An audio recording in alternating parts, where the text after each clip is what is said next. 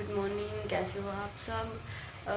पापा जी चले गए हैं दूध, यहाँ पे बर्तन साफ़ कर दिए हैं और दूध को भी गर्म कर दिया है। और अब हम करेंगे किचन की सफाई और उसके बाद झाड़ू पोछा करेंगे। और जब तक मेरा बड़े वाला काकू सो रहा है तब तक हम बाकी सारा काम कर देंगे।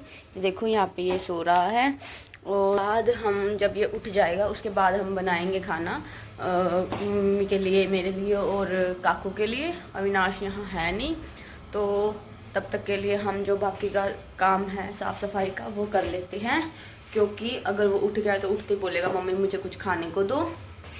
तो हम सबसे पहले कर लेते हैं किचन की सफाई ताकि बाद में ज़्यादा काम ना बचे उसके उठने के बाद, क्योंकि बच्चों के उठने के बाद मुझसे काम नहीं होता।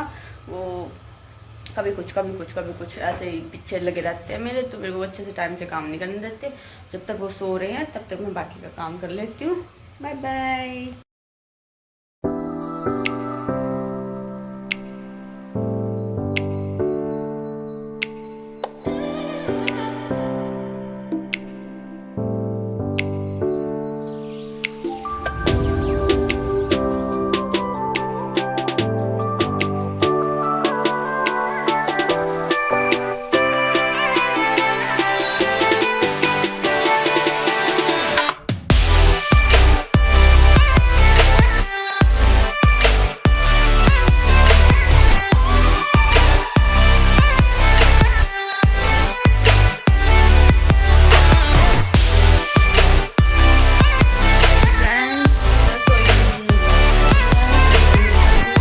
साफ कर दिया है और छोटा बेबी अभी तक आया नहीं है, वो परिवार के घर पे ही सो गया है।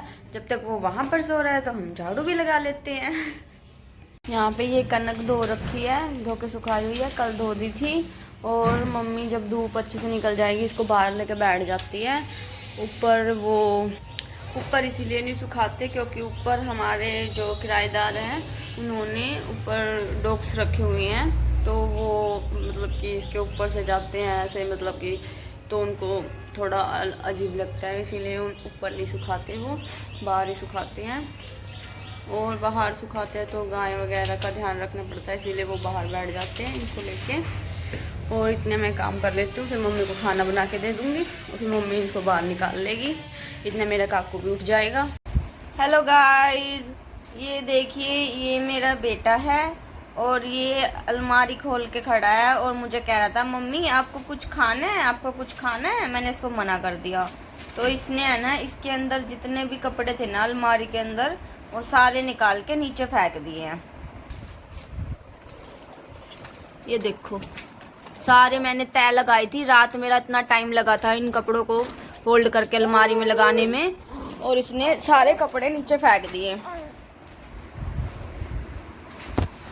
चलो अब बताओ भाई मैं इस लड़के का क्या करूं, इसको मारूं पीटूं या इसको फिर कोई पनिशमेंट दूं, क्या करूं इसका। अब ये लड़का मुझसे पिटने वाला है। दर्श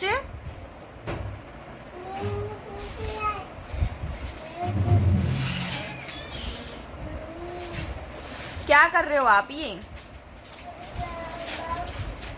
अभी मैं तेरी पिटाई करूंगी, बताती हूँ मैं तुझे, रुक जा तू एक बार। बिल्कुल नहीं मानता ना तू, उल्लू बनाता है सबको। तो गाइज मैंने आप सबको बताया था कि मेरे हस्बैंड 3 दिन के लिए चंडीगढ़ ट्रेनिंग के लिए गए हुए थे, तो वहाँ पे हुआ था क्विज कंपटीशन। तो वहाँ पे इनको ये प्राइज मिला है, 3rd पोजीशन पे आए हैं ये। वैसे बोल रहे थे कि मैं 2nd पे आता क्योंकि हमारा 4 जनों के बीच में टाई हो गया था। तो फिर इनसे क्वेश्चन करे गए होंगे तो ये एक्साइटमेंट में है ना उन्होंने थोड़ा लाउडली बोल दिया आपस में ही कि भाई इसका आंसर ये है, और दूसरे बंदे ने उठ के उसका आंसर दे दिया तो वो 2nd आ गया बेचारा। तो ये बेचारे 3rd आए। इनकी 2nd पोजीशन छीन ली गई है इनसे, बट कोई ना, फिर भी कुछ तो लेके आए। So congratulation. पे मेरा छोटा बेटा यहाँ पे सो रहा है, मेरा खाना बनाने का टाइम हो गया है। दर्श गया अपनी दादी के साथ। पे ये मेरा गोलगप्पा सो रहा है। और गाइस ये दर्श ने एज इट इज़ जैसे रोज़ दुकान लगाता है अपनी खिलौनों की, ऐसे अपनी दुकान लगा के भाग गया है वो अपनी दादी के साथ। और हम कर रहे हैं चावल फ्राई। तो हमने इसमें प्याज, टमाटर, मिर्च, नमक, जो भी बेसिक मसाले होते हैं वो सब डाल दिया है। अब इसके अंदर हम डाल लेंगे बचे हुए चावल जो हमने बनाए थे दोपहर को, जो बच गए थे वो चावल इसमें डाल देंगे और इससे फ्राइड राइस बन जाएंगे। और ये खाने में है ना बहुत अच्छे लगते हैं, इसीलिए हम बचे हुए चावलों को फेंकते नहीं हैं, उनको दोबारा से यूज़ कर लेते हैं। खाने वालों को भी अच्छे लगते हैं और वेस्ट भी नहीं होता। और गाइस हम दिखाती हैं हमारे कितने सारे चावल बचे हुए हैं। एक छोटी सी कटोरी चावल बचे हुए हैं, इनको भी मेरे को लगा कि चल कोई ना, इनको फ्राई कर लेते हैं फेंकने से तो अच्छा। ये डब्बे की शेप में बने हुए चावल हमने इसके अंदर डाल दिए हैं और इनको अच्छे से मिक्स कर देंगे हम। तो फ्रेंड्स देखिए ये फ्राइड राइस बन के तैयार हो गई है। बस हल्की सी इसके अंदर हल्के से थोड़े से घुमान होते हैं ये थोड़ी देर के लिए, 2 मिनट के लिए, बस थोड़ी सी देर में बन जाते हैं। और मैंने ये इसीलिए भी बनाई हैं। और फ्रेंड्स ये मैंने इसीलिए भी फ्राइड किए हैं क्योंकि आज मैंने कुछ मतलब चावल के साथ कुछ बनाया नहीं है ना, तो मैं क्या फिर इनका चावल के बिना इनका पेट नहीं भरता है, तो ये भूखे रह जाते हैं। अगर इनको रोटी सब्जी मिले ना और चावल ना मिले तो इनका पेट नहीं भरता, ऐसा लगता है इनको जैसे मैं भूखा रह गया हूँ, इसलिए मैंने ये बचे हुए। मैं आप सबको एक चीज़ दिखाती हूँ। आज पता क्या हुआ, आज ना गली में वो नहीं होते कंबल वगैरह, ये बेडशीट वगैरह के कवर वगैरह वाले, पिल्लो के कवर वगैरह वाले, वो आया हुआ था। तो मेरे जो ऊपर वाले गद्दे हैं ना उनके अंदर है ना कवर नहीं है, तो मैंने बोला कि मम्मी चलो कवर ले लो, नीचे वालों में भी चेंज कर लेंगे ऊपर वालों में भी चेंज कर लेंगे। तो उसने गद्दों के कवर का रेट बोला 1100 रुपये, 1150 रुपये।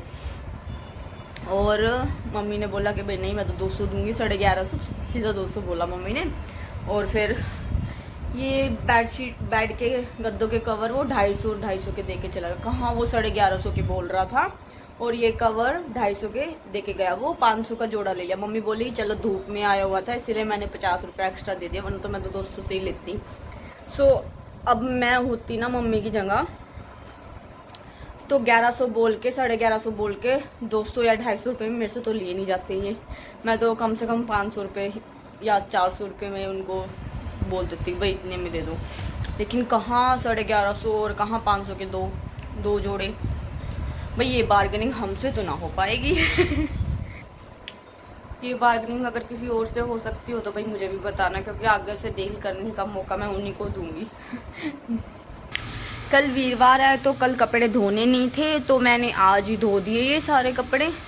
यहाँ पे जितने भी कपड़े हैं मैंने सारे आज ही धो दिए थे। तो मैं थोड़ी देर हुए हैं अभी कपड़े धो के हटी हूँ यहाँ से, क्योंकि वीरवार है। तो देखो कितने सारे कपड़े होते हैं स्टैंड पे भी, 2-3 दिन में ही हमारे जिसकी कोई हद नहीं है।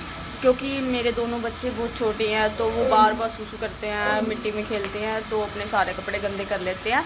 इसीलिए उनके कम से कम दिन में 2-3 जोड़ी तो नॉर्मल बात है, कई बार 4-5 भी हो जाते हैं।